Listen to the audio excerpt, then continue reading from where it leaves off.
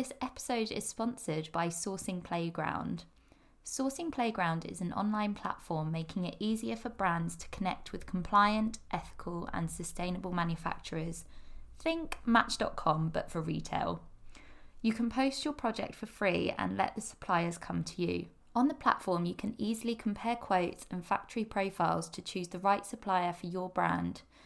Sourcing Playground are offering a free upgrade to the Fashion Feed listeners, which means your project will only be viewed by the factories and hidden from public view. Go to www.sourcingplayground.com to check it out and mention the Fashion Feed in the chat box. Hi and welcome back to the Fashion Feed. Episode 12 is with fashion designer Caro Gomez. Originally from El Salvador, Caro now lives in London, and I met her in a Facebook group when we were prompted to say what our skills were and if they'd be beneficial to anyone else in the group. I needed advice on email marketing, and Caro wanted to speak to somebody in the fashion industry for advice on launching a fashion brand. Funnily enough, she became my first ever client. After realising we were both based in North London, we'd meet by Camden Lock to help each other out, but it quickly formed a friendship that was way past a simple skill swap. I wanted Caro on the podcast because people always ask me, how do you actually start a fashion brand? Caro is coming up to her first year, and I knew she'd be really honest and articulate in what those first days of starting a brand look and feel like. She also has the most amount of fire and passion when explaining her brand, which is incredibly infectious and inspiring. I know it'll give you goosebumps when you hear it. In this episode, we discuss how to embrace your creativity despite other people's opinions, all the doubtful feelings that appear when you're launching a fashion brand, practical exercises to try so you can get your ideas out of your head, her purpose with the brand and working towards something bigger than yourself, Caro's passion for supporting Latin American women and how she helps the community, how the brand has healed some demons from her past, and discussing how to name your brand and what feelings arise when naming it after yourself. If you enjoy this episode, I'd be eternally grateful if you could leave a review on Apple Podcast. I'm now in the fashion and beauty charts, which is amazing and all down to you, so thank you so much. You may already be subscribed to this podcast, and if so, thank you. It's totally free and just means it will automatically land in your inbox every fortnight.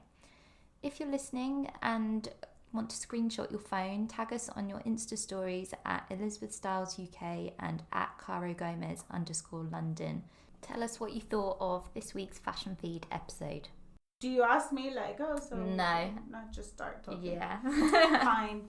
Okay. Tell me when to start. You can start whenever. Okay. Are we recording? Yeah. All right. Right, so my name is Caro and I'm originally from El Salvador, and I came to the UK in 2004. And yeah, I came to follow my dream, as you do, 20 something. How old were you when you came over? I was 21, 20, something like that. An impressionable age. Impressionable young Caro came to conquer the world of fashion. Well, I only had heard of Central St. Martin, so I thought, well, that's where I need to go because that's meant to be a really good school. I'd done my research anyway, and I was in Italy before that. I was at the Marangoni studio, which was the best one there, but I hated the city. Yeah. It was really cold and I don't know, it was just unable to integrate really. And so I was like, well, I already spoke English. So I thought, I'll go there. And I wasn't allowed to go to the US. So we can get into that later. Yeah, that's part 2. So I came to the UK and you welcomed me with open arms. Yeah. And so I didn't have a portfolio. I hadn't done art or design or anything to do with art in school. I did economics and physics and business. Oh my god, I can't imagine you doing any of those things. That's what I did because I thought I wasn't a creative person. So I just thought, well, creative people do those things, but I'm not one of them. So how did you see them?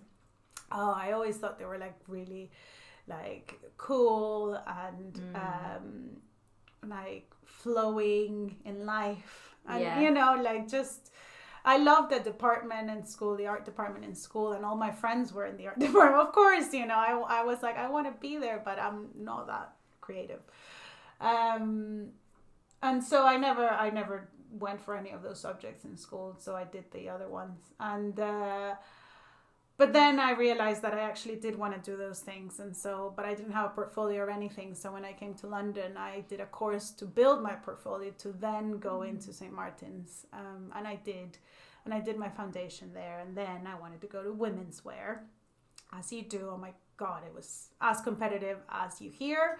Yeah. And it was just insane. And they said that I was more suited to either ceramics or textile design. And so I went for textile design. Yeah. And I went to Chelsea, and it was great. I mean, it was a really great course. And I did more textile art, actually, more than textile design at the time, because I was just playing around, really. And then, but then my teacher, even a teacher there and someone at St. Martin's had said, oh, you're not really a designer, so, you know, I think you should probably think of something else. And I was like, all right then. How did that feel? It felt like a bucket of water had landed on me. Yeah. Yeah, I mean, especially because I came here on my own. I didn't know anyone. I've always been quite ballsy like that. Like, you know, just do it, see what happens. And so you come here with an idea of what you think you're going to do in your life, and then someone who's in a position of power, so to speak, says those things, and you kind of believe it. And so then I thought, well, then maybe this is not for me, and I am not creative, and I am not a designer. She's caught up. It's that thing where you have a belief and you look for all the evidence to back up what you believe. Yeah. And so by her saying that, Yeah, exactly. She's like, you go, oh, I told you I wasn't creative. She's now proved it, and I'm going to go and hide back in my box again. Exactly. And I hid for 10 years successfully. But she's back. but I opened the box again. Yes. Because I think when you love something so much, it comes out no matter how much you try to hide it. And I think it was in Oprah's podcast I heard, like, you have these whispers, you know, of things that are important to you in your life. And sometimes when you ignore them, they become screams. Ooh, that gave me goosebumps. I know. It was, when I heard it, I started crying because it was that level, you know, like after 10 years I'd been doing, I mean, in the creative field, like I was in interiors for a good long time. I was doing social media, you know, content creation, art direction, like all these things, you know, but like always in the periphery of what I really wanted to do, which was fashion. Sort of tiptoeing around. I had a children's wear brand at one point, you know, when my daughter was born, my first daughter was born. And I was young as well, you know, I got pregnant in my last year of uni. And you know, like people were like, oh, she's not gonna finish university, she's just gonna give up. I mean, I did finish university. Yeah. Well done. And I wrote my thesis on sustainable design, which this was back in 2008. And how to bring homegrown design from El Salvador into the European market.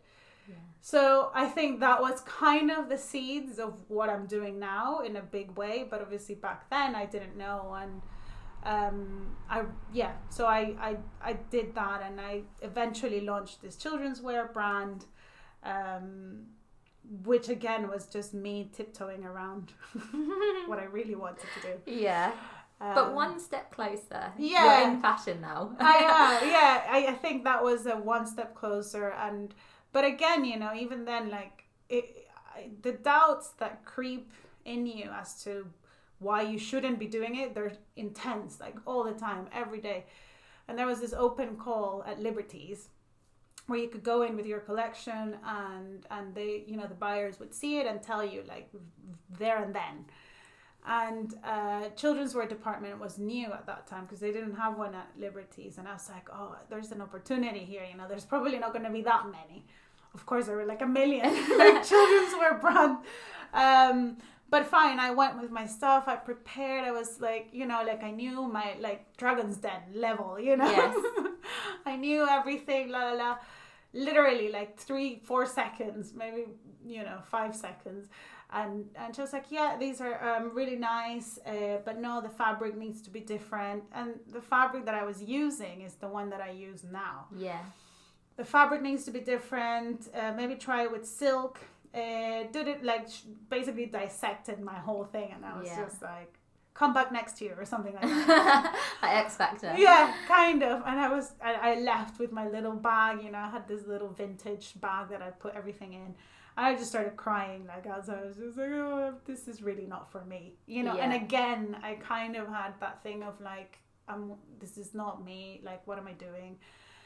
And little by little, I winded that down, and I went back to my comfort zone. The thing that I knew I was good at doing, and no one would hurt me there because I knew I was good at it. You know, in interiors. Yeah, and e-commerce and that sort of digital side of things. But then, fast forward, I had my second daughter, and then fast forward to last year. This was almost 10 years from when I finished uni. I think I was just Netflix is obviously a big part of this. I was just trying to find something to watch, and I don't know, I just was thinking what am I doing? What's the point of this? I mean, there is something inside you there, and you're so afraid to look, Why don't you just do a vision board and see what comes up? I didn't have any fashion magazines at the time because I didn't even go there. I had some bits, and I was like, okay, let's just turn this off and let's just put some things on paper and see what comes out. It doesn't matter. And so I did. I put some music on, and I started cutting things out, quickly. Bit of dancing, bit of not thinking, just doing.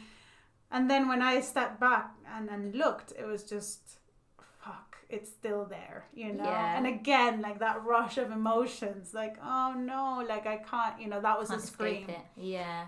I couldn't ignore it anymore. So I was like, right, now what do I do? I think because we met in a Facebook group, didn't we? Yeah. And it was I think Sarah Aquazombie, she had said something like, if any of you have skills that you want to swap, put it in here and let us know. And my one was, I need help with email marketing. I have no idea what I'm doing. I need to start learning. And yours was, I'm starting a fashion brand. Well, thinking of potentially one day in the future. And it's amazing that you put that in there if you felt so scared as well. So I said, I can help you with that. I work in fashion, and you obviously worked in e-commerce. Yes. We met before we met, we had a Skype call. You were the first person I ever spoke to. You're technically my first ever client. Yeah. And I remember you talking, and I was like, have you got anything to show me? And you spun the camera around. I was like, fucking hell!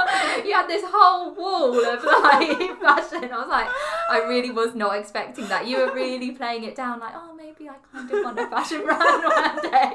Spin the camera around, and it was like, here it is. Yeah, yes, I remember that. I remember, yes, because I had sketches and everything at that point, which I hadn't really shown, to anyone. Very honest. Yeah, because I mean, honestly, when I was at the beginning of this journey, and people always say get out of your own way. You're the one who's stopping yourself, and I'm just like, oh fucking hell, that's just you can say that because you're already beyond that point, And I think how do I do that? Yeah, how do I kind of get to that point? But I think, honestly, the first, I would say, step, practical thing is put it on fucking paper.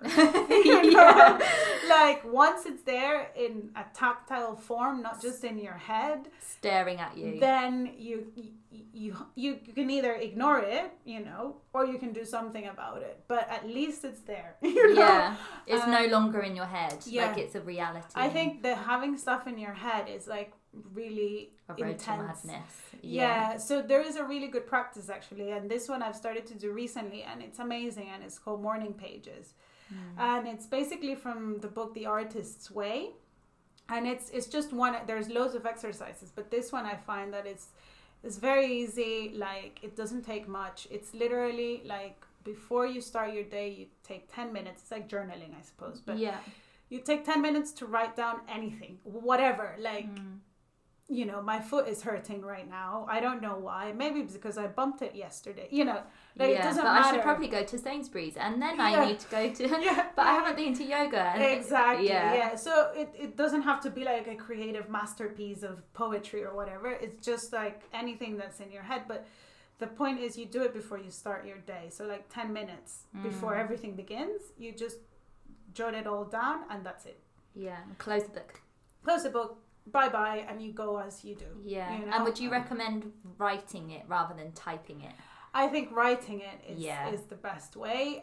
Because it's like the physical... That sounds a bit woo, but like from your brain through your arm onto paper. Literally, and you don't want to like so early in the morning start with the digitalness of life, which we are all connected to, and you know that's a different subject.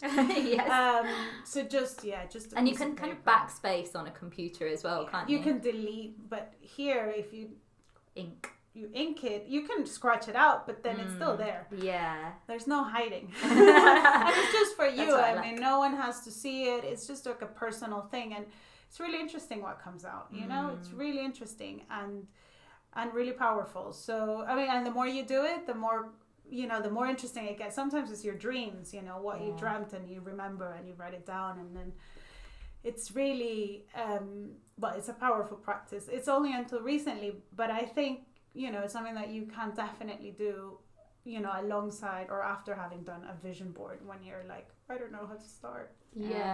That's amazing. I like that tip. I like anything practical. Yes, no, me too, because I remember, it's like how you have all these things, and then life, and then this, and then it's like, well, how do you then start? Like, and try not to rush the process, like trust the process. But that was obviously over a year ago, and I imagine it would be very interesting for you to go back and read what you were writing then. It'll probably give you a huge amount of confidence that you've done more than what you wrote, probably.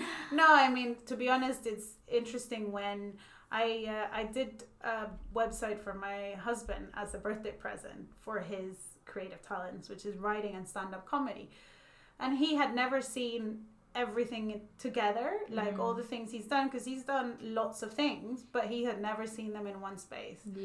And so he said, oh gosh, when you see it all together, it's like a real body of work, you know, but you just don't think, because bit of this, bit of that, bit there, in through the space of however many years, and then you see it in one space and in one piece of paper, and then it's like, wow, there's actually talent there, you know? It's not just like so I think that's probably like a good starting point. And do you, obviously there's the confidence there's the knockbacks that you've had over time.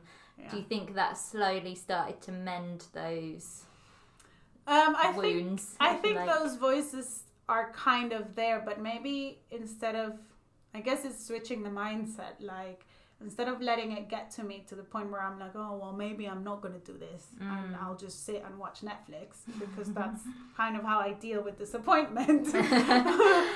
I just kind of go, well, I'll show you, you know, I'll show you that actually you're wrong and I'm right, you know? Which is how I operate in my marriage. So I don't know why I would act any differently in the world, but you know, so I think it's switching that mindset, but finding what drives you, maybe. And you know, like, I know there is like this thing about like, you know, competition, you know, you don't want to compete, but I do find that gives me a kick. Like, it does work for me to have a bit of competition, not just with myself, but just in general, like anyone who screwed you over. Anyone who kind of... The person that said you weren't creative. Yeah, exactly. Who didn't think that I could do it. And it's kind of like, well, actually, I'll show you. I can't. I have shown you. Yeah, I'm showing you. Yeah. And do you... I know when we had one of our first sessions, it was about reconnecting with your purpose. Maybe you could tell us a bit about that. So I think when I left El Salvador, I mean, I didn't know this back then, but I know it now, that for me, my Latin American roots and where I come from are like so important, you know, because when you leave your country and you don't have any roots, that's the only thing that can sort of keep you in like a bit of, or give you a bit of knowledge or confidence as to who you are, right? In a world where you don't know anyone, it's a new culture and new everything. And so I knew that had to be part of my creative output, you know, whatever, whether it was clothes, whether it was interiors, whatever it was. And so color, joy, vibrancy has always been a part of that. And now even more I'm realizing my indigenous roots, you know, which my daughter's name is Maya, which is one of the indigenous cultures that lived in the area where I'm from before the colonization period. And I didn't think that much at the time, but it's actually really important for me.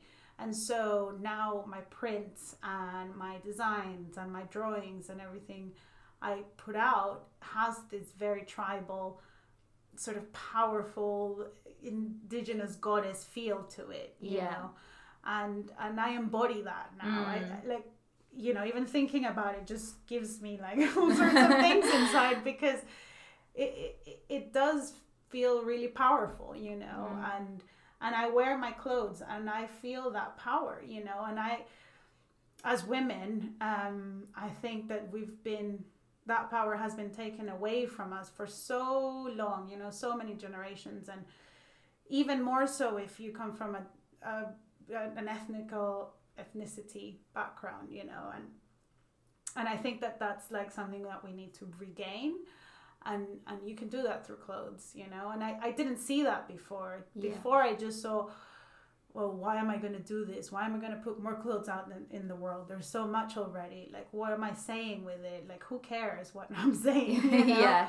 But actually, it's important because, you know, powerful and joyful women can change the world. So if we can feel that and we can pass that on to our next generations and the people around us, then we can all lift each other up. I mean, it's just, what's better than that? So in terms of my purpose, I mean, it's that, to lift us, you know, to be in joy and be in power and create something better, you know.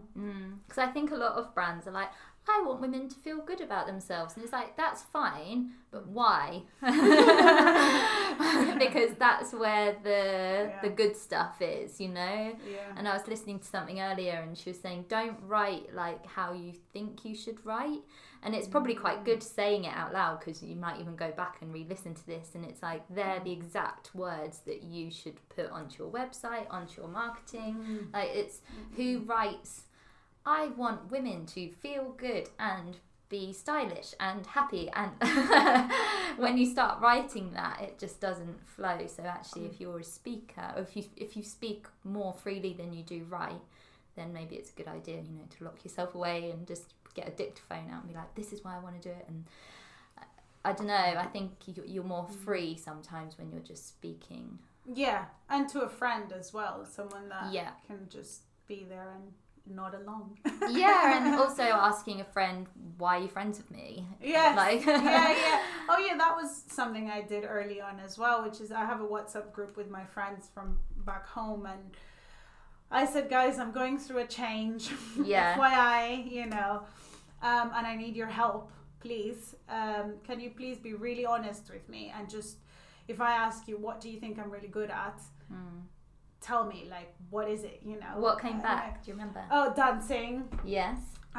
Listening. Like, if I have an issue about something, I can go to you and talk. Anything that's to do with like earthy, motherly, like you know, like jungly energy about anything. Like, whether it's motherhood, whether it's, I don't know, dancing against the drum, you know, the universe, mindset stuff, all that kind of things, which are the things that you kind of probably already know, but it's just good to hear it from someone else, someone that you love as well. So with the tribal thing coming over to Europe as well, that you were writing about in your thesis, would you say that's coming through as well within your brand? Yeah, definitely. Do you call yourself an immigrant? Or I am an immigrant. Yeah, I don't generally refer to myself as an immigrant, but I am an immigrant. Yes, yeah. Because you were saying about a lot of Latin American women that they end up in cleaning roles, say, and you're like, there's so much more you can do. Yeah, exactly. So there is a big Latin American community in London. Like a big one. Yes. How many did you say? Was it over 1 million? It was almost 1 million. Almost. Yes, yeah. So, but the thing is, they come here, again, looking for opportunities, looking for a better life for them, as well as the family that stays behind. Because what happens is the families come here, the mom, the dad, and then they send money back over there. Because obviously sending money back there, it's a lot more value, because of the currency exchange. And so I've always had a very socially aware process about how to help these women, because they're from where I'm from. I've had the opportunities to study here and become educated in that respect. I speak the language as well, which is like a huge help, and they don't. And that's why they end up in cleaning jobs where, they pay $8.20 an hour, which is not even close to the London living wage. And they work 3 jobs, it's really intense. And then they send most of the money back. They live in a tiny little room with the husband and maybe the cousin that came as well, And seamstresses and building clothes and stuff is very common over there. Like you can find them in every corner, and they're really talented. It's funny because in France you call it haute couture. Yeah. In Latin America you just call it a seamstress. It's exactly the same. It's just the branding. Woman that can sew in the village. It's just the branding is slightly better on this side of the world. But it's exactly the same thing. And so I'm really passionate about giving them an opportunity to show their talents, because in Latin America, besides the things that we know in terms of clothes, there is so much talent. I mean, there is and there is no light on them. So I'm trying to create a space where they can come and help me create the collection and earn a living wage and not work stupid hours and still have some money to send back home, because at the end they're supporting their family as well as I am my own. So, and giving them something they enjoy as well, kind of maybe going back to your creativity, that's their creative outlet. Yes. They might have to work a job that they don't love, but they could maybe do this in their spare time. They do, and I work with one in particular now. She loves sewing. She says that her husband always says, oh yes, I can't take you away from the sewing machine. Sometimes it is like that when you're thinking about trying to find your purpose. It's that thing that your friends say, oh, don't get us started on that. Yes, it is. Yeah, it's exactly. that thing. That's what it is. Yeah. Yes. And we all have it. And I have a super good friend of mine, and she's like, well, I don't know what mine is. And I was like, I'll tell you. I'll tell you what it is. Start. And then she's like, oh yeah, that's true. Yeah, or if you're at the pub and somebody goes, tell me, oh, I think this, and you're like, no way.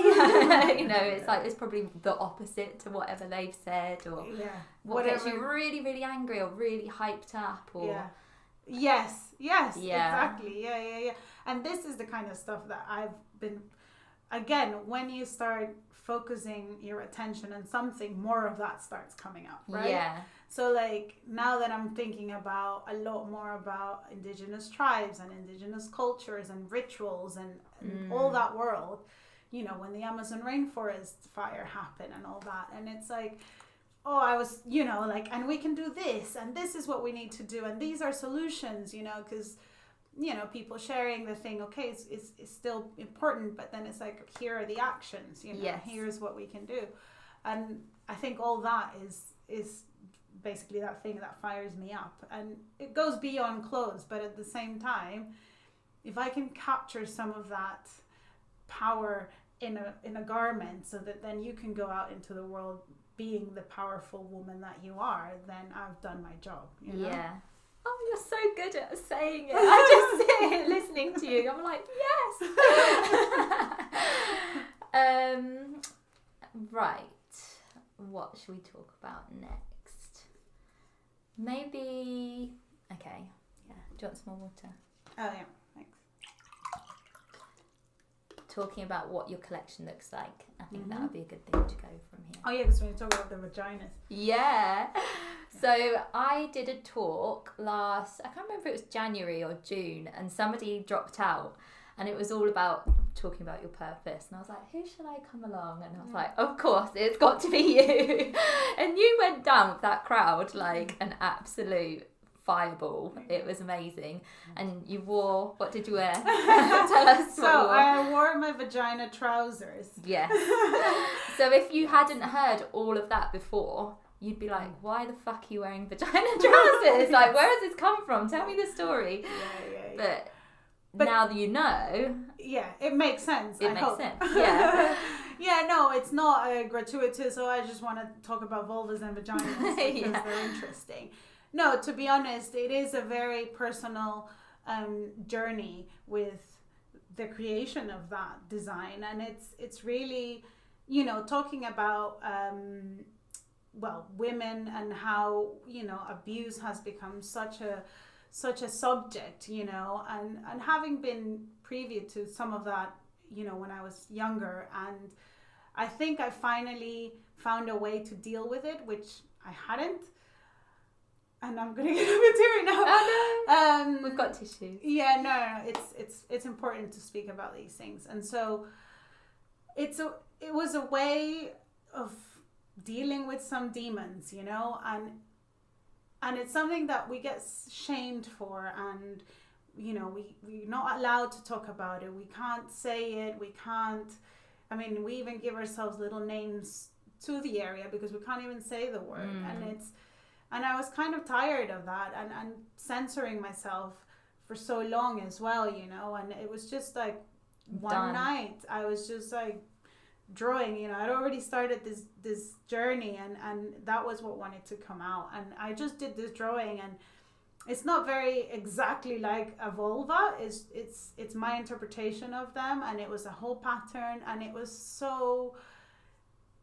perfect. Like I just needed something, and that was exactly what helped me move something inside. And so then I felt powerful after drawing it, and I colored them in. I mean, they were done with so much care as well, and like attention and protection, and give them the attention they deserve. Yeah, and looked after, and I the colors, they just naturally came, and they're they're brown, they're pink, they're purple, they're red, and it just felt like this perfect concoction of ideas that made sense on paper.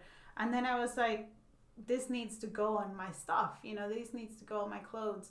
And because I work with raw cotton, which has this really nice off-white color, and has specks of cotton seeds in them. It's very earthy. And then you put on these like super powerful emblems with strong colors and geometrics and almost feather-like contours. It just really pops out. And so yes, when I walked in that talk, people wanted pictures with you. They wanted to know how much they were. They wanted a pair of their own. And it was the first one. It was a sample. I hadn't even, I just thought, we'll see how. With your husband's Vivienne Westwood shirt. Yes. Heels. You looked amazing. Yeah, hair down, and because I have like long black hair. Again, it's like that embodiment is just like, try and stop me. Yeah, come at me, bitch. I don't know what it is. It's beyond my comprehension. Yeah. It's nice to know that when you were saying earlier, can I create more clothes in the world when we're at peak stuff? It's actually, I actually can, because I'm doing it for something bigger than myself and something super important. Exactly, yeah. And since then, it's just evolved, like I've done it in T-shirts, and again going back to that vision of powerful and joyful women, so the t-shirt I'm wearing now has these sort of 80s kind of sleeves, because it's that kind of superhero kind of vibe, with embroidered vaginas through the center and the back. The trousers, and then I'm working on a really cool print for a dress for Christmas. So that is nice. Exciting. Yeah. And with the shapes of the garments, you obviously have a Latin American curvy body. Yes. And after you had the babies, yes, you were sort of struggling to find clothes that fit the hips. Yes. Oh, I like that. Fit the hips. Yeah, because the hips don't lie. Yes. And I think it's also like I had personally not been too invested in fashion after my daughters were born, because I couldn't find anything that was not suitable, but that I felt like good in, you know, like I've never worn jeans, maybe when I was a teenager, but I don't wear jeans because I find them really restrictive. And when the skinny jeans came out, I just no. It was like hell for me, because I could never find one that I liked, and the shape just is not for me. And so wide leg trousers all the way. And that's really like, if I think back, like even before the vision board, I started just posting my wide leg trousers, because most of the trousers I own are wide legs. Yeah. And so people started asking me, oh, that's a really nice shape. Where did you get that? So it was obviously resonating with people. And because there were so many skinny jeans out there, you know, there was a space. Yes. So that was an important, you know, in terms of shape. And then I also work with thick waistbands, so like elastic bands, which really help accentuate your waist. And if you've had kids, you're not going to know this, but you have that little belly that just doesn't go away no matter how many sit-ups or crunches you do. And so the waistband helps to kind of support that, you know. And it's not like uncomfortable, because that's the other thing I didn't want. I hated when, you know, you go out to dinner with your friends and then you want to have your dessert and you're just like, oh, there's no space, and then you undo your button, you know, in the jeans, and you don't feel good doing that. No, like, you can have a laugh, but deep down you're like, oh. And so I didn't want that to happen. So again, the elastics are magical for that, because they just allow for you to have your dessert and not have to unbutton anything.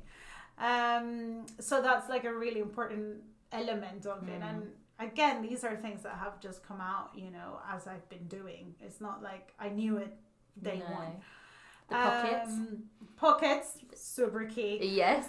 Again, as a mom, you carry so many things in your handbag, but then you also need pockets for your tube card, your wallet, your phone, your keys. Bit of change, and some random cookie that your kid has given you to hold. You know, and you're just like, yeah, okay, and just put it in. So pockets are super important. Actually, also feminist. Yeah. Like, you know, why wouldn't we have pockets? Yeah, no, because women's dresses didn't have pockets back before the vote came through, you know, because they said that it was because they would hide things in their pockets, notes and things. No way. Yeah, so they had like these little like bags that they tied around, and that's where they put things. And so women's clothes weren't designed with pockets in them. I never knew that. Until much later. Yeah. So, you know, guys, pockets are feminist. So I've learned today, maybe what you've learned. And what's your best-selling item at the moment? So at the moment is the A-line skirt, hand-painted panels on the side with pockets and a thick waistband. I think it's a super easy piece to wear.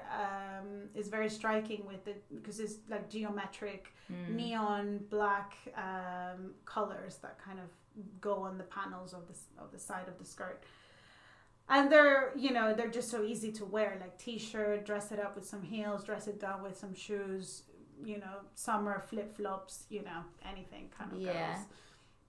And then also the vagina t-shirts, because they're like little quirky, you know, they have like a vagina embroidery on one of the not the shoulders, the chest. And then a little saying like Viva la vida, or Heaven is here, or Spoiled Venus, or Or Royal Majesty. Yeah, that was my new favourite. That's the latest one. Yeah, Royal Majesty. And you were like, should we spell it with a J? Should we spell it with a G? Well, people ruled and G won. Yes. So Majesty with a G it is. Amazing. Yeah. Walk through the year. What's happened? Maybe some highlights and lowlights.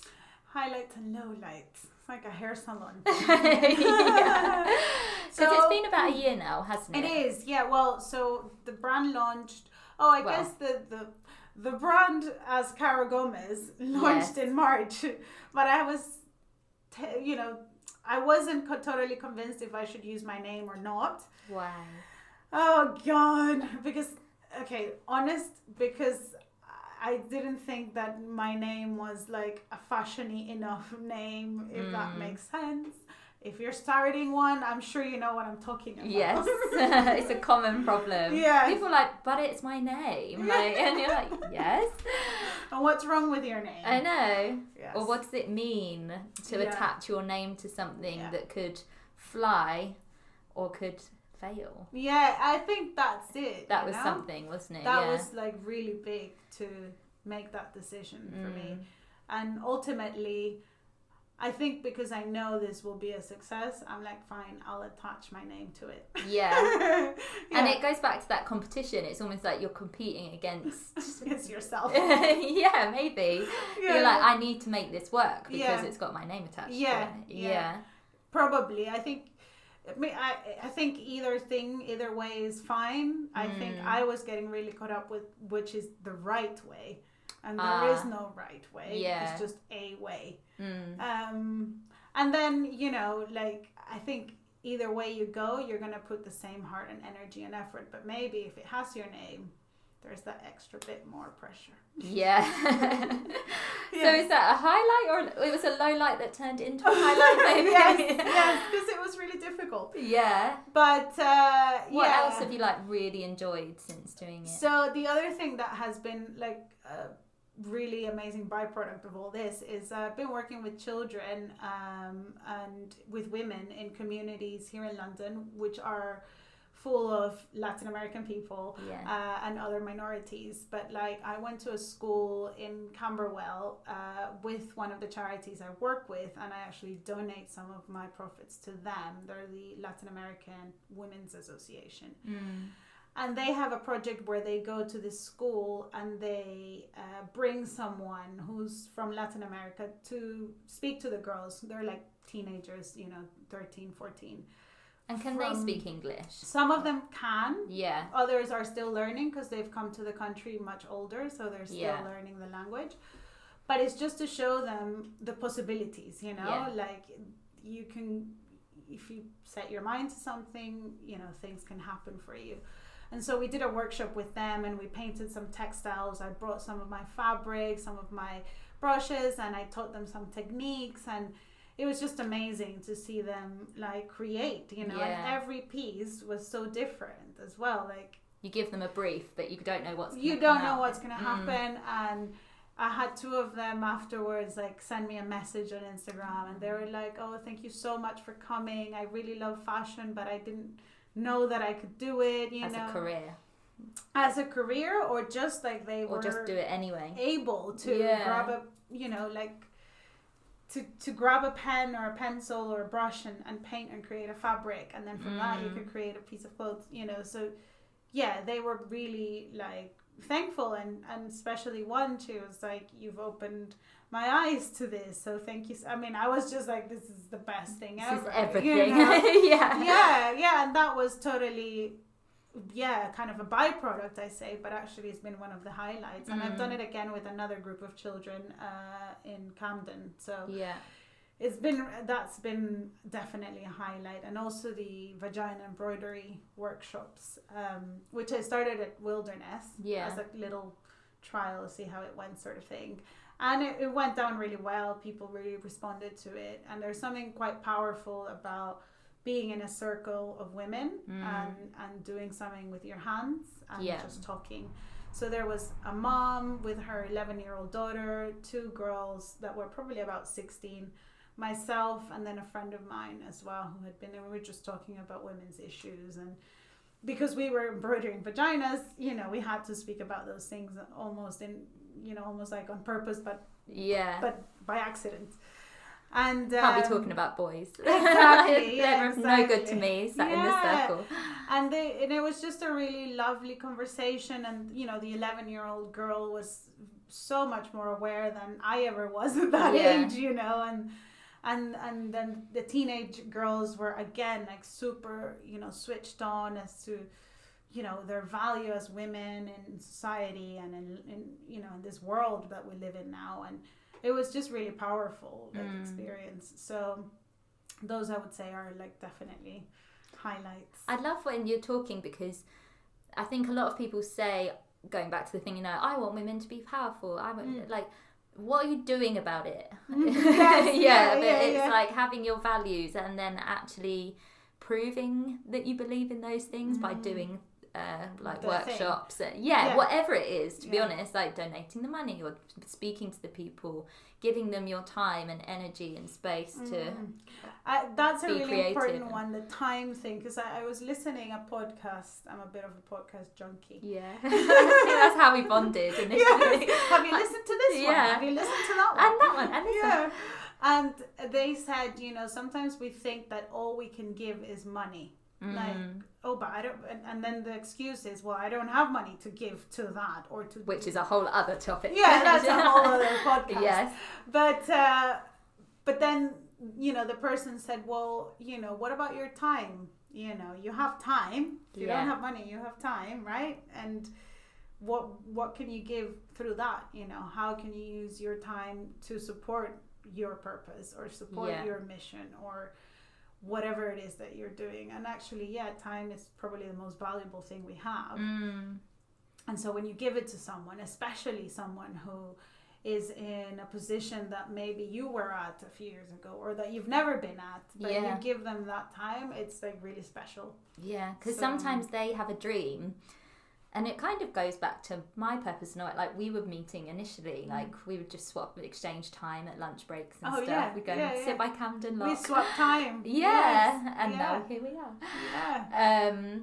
But I think it's... Oh, I've lost my train of thought now. Giving people time. So if you had a dream and I know the answer to the thing that's stopping you... I feel like I'm basically opening the cage to a bird, you know? And it's like, if you only need the answer to, I don't know, how to speak to a factory, like, I'll just tell you, it's fine. And then you can go, like, the thought of having somebody have a barrier in the way of achieving something, like, drives me insane. I just imagine this bird, like, flying round and round and round the cage, getting, like, more and more frustrated, and all they want to do is get out. And confused, and, like... And you just think, if I know the answer to the thing that's stopping you, maybe I don't, but I might know somebody who does. Like, I just want you to do the thing, you know? That's what I always say. Which is what you did, you know, when we worked together. It was that, you know, it was the beginning stages. And having somebody to talk to is, I think, really undervalued. Sometimes I'm like, you can talk to me. And they're like, but it's really powerful to be able to bounce ideas with somebody that gets it. Like, you've got your husband. And it's not your husband. I was just going to say, it's not your husband. It's not your boyfriend. It's not your mum. Best friend either. No. Because they don't get it. And in fact... Or they'll try and either be really nice or really critical. But both are trying to protect you. Which you can't have. When you're starting anyway. In fact, you need probably someone who doesn't know you at all. Which is kind of how we started to, talk and do our work together. And I think that you really can't rely on people close to you because of that reason, that they may have their own stuff, and then they're trying to protect you from what's happened to them, and I'm doing air quotes. They're trying to be helpful, but they're not. No. So ignore them, basically. And it's about, like we've spoken about it before, but investing in yourself for other, and almost like taking yourself seriously enough to invest in yourself for other people, then to take you seriously. It's like, don't insult your own intelligence. don't be a dick to yourself. That is the title of the episode. Right there and then. Basically, yes. Yeah. And another one of your things I really want to touch on is the fact about how you paint your clothes. When you put the camera on and you were crawling over that table the other day. I must have watched that story like 10 times, and if it's not a highlight, then it needs to be. Oh, yes, you're right. Actually, I do need to highlight it. Yeah, and it's like she was literally quite jungleistic, like crawling along and painting the thing. And honestly, I was like, oh my God, I want this so badly. Like that energy that's gone into that garment, I need it. Well, you see, we in food, we tend to think a lot about what energy goes into our food and how the animals get treated before, the food it starts its journey to our tables. Yeah. But in fashion, we don't really think about it too much. No. I mean, we're thinking more now because of the sustainability conversation, but you're doing it rather than thinking about it. Yeah. Exactly. And my question with that, and I guess my thinking behind it is what energy goes into creating a piece of clothes that you're wearing? Is it the energy of a little kid or a woman that is earning 10 cents, in some factory that has no windows and could fall at any point, which is what happened, in India? Or is it the energy of someone who's dancing around and embodying an feeling animal themselves? to put that into a piece of clothing? I don't know. Maybe it's too woo for some people, and they might be like, well, it's just a piece of clothes, but maybe they're not your customer. Exactly. And we are all energy at the end of the day, and if that is how my clothes starts, then I am sure you're going to get some of that too. Yeah, definitely. And finally, moving on from the vaginas, and really randomly, again, going back to how we met, that I needed help with emails and you needed help with fashion. There was something holding you back about sending a newsletter out, wasn't there? Yeah. Maybe because it was that you were so close to it in your job and... Maybe, yeah. It's funny because when we met, I was like, okay, this is what you need to do. And you were like, oh, okay, I can do that. And then I think not shortly after that, okay, it's ready. And I was like, okay. Yeah.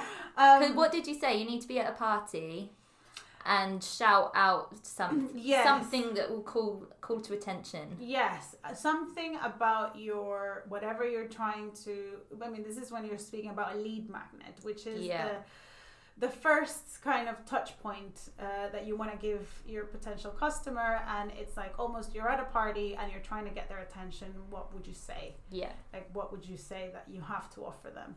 And some people will be like, yeah, that's of interest, and some people will leave it, and that's fine. And that's totally fine. And it actually makes your job easier, because then you can focus on the people who are actually whose interest you've piqued at that point. And and that's basically what I think you went on and did. I remember when you wrote that list, I consumed it in I sat down and read all the tips, because I was like, yep, okay, got it. Oh, I didn't know that one. Oh, right, that's interesting, So it's that. And I think you need a mailing list nowadays, not just for the kind of saying oh, I have 10,000 people in my mailing list, but it's just because it's permission marketing, to use Seth Godin's technical words. Jargon, So you know how much of a fan I am of Seth Godin. Always. So it's permission marketing. So someone has given you their email. It's it's so hard to get permission nowadays, because not just for the GDPR rules and stuff, but people are inundated with information, and so I just wanted to make sure that if I was going to be a part of your inbox, that there was something important or interesting or funny or joyful to read, and I think it took me a while to figure out what that was going to be. But now, what have you got? But I have figured it out. And it's called Big Bush Energy. I love it. Because I think it really embodies this whole notion of powerful women and joyful women change the world, you know? And in it, I want to give you some tools, some tips and ideas on how to become this person. You know who I'm talking about. Is the woman that walks into a room and you go, oh fuck, yes, she's walked into a room. You know? I need to speak to her. Yeah. That's big bush energy. Yes. You know? It's the equivalent of big dick energy, but better. But better, yeah. So much Sorry, better. guys. It's our time. Yes. And so it's coming out at the middle of this week, end of this week. We'll see. Yeah. So that's like mid-September. Yes. End September. Mid-September. Yeah. And it's literally digestible pieces because I know you're a busy person. Yes. And you know, some thought pieces. I mean, the first one I speak about of, you know, deeper pieces like colonialism and Palo Santo. You know, the thing you burn when you want to take away the bad energies. You know, some important information to know about that. But then I also tell you like the song that you must listen to, and it's most likely going to be a Latin song. Yeah. Or similar, and then just some important events or important things to know about, things to do, things to play with. Yeah. Take your mind out of the gutter. Or not. Or not. Yes, exactly. Save it for Christmas. Who knows? There are surprises in that section. Yes. And so we've got that coming in September. What else is coming for Cara Gomez? So I think for now it's really the Christmas prep. So I'm working on this particular dress, which is I'm hoping gonna be the competition for that Zara dress that was everywhere. But better. Yeah, always better. Yeah. And then, well, I'm hoping we're going to do a pop-up shop for Christmas anyway, here in London. We're thinking Notting Hill, that kind of area, but we haven't decided yet. Yeah. I say we, me and my seamstress. Yeah. And your girls. And my girls, yes, my daughters get involved. Well, the oldest one gets involved in these things.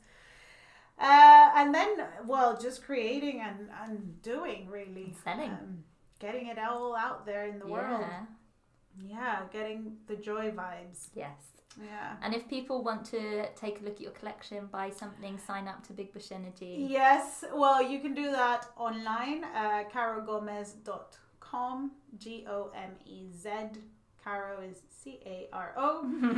And online, well, on Instagram, I'm at carogomez_London, and everywhere else is the same. Facebook, Pinterest, Twitter. Amazing. Yes. Thank you so much. I literally had goosebumps for, I'd say, 90% of that.